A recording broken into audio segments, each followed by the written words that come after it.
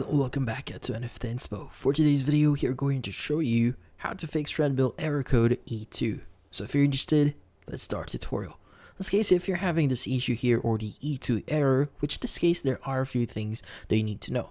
Now we actually found this article here online and this user is experiencing the same issue here. But one of the users here suggested a few things and explained a few things here.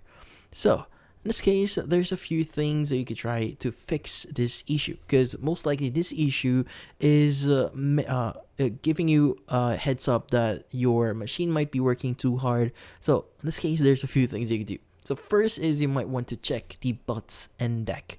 So the most common cause of this error is worn out butts and deck. So over time, these parts get burned down. So checking or creating extra friction that forces the motor to work harder. Now, if the belts or deck look worn or damaged, replacing them might actually clear up the error. Also, you might want to look at the motor controller itself as well. So, if new belts and deck don't resolve the problem, the motor controller might be the issue here. This part controls the treadmill's speed and power. So if it's straining, the treadmill won't run smoothly. Replacing it might be necessary if it's struggling to keep up. And also, you might want to try amp draw test here. So if you have multimeter, you can check how much power the treadmill is drawing here, and a high amp draw can indicate the motor is or controller is under stress.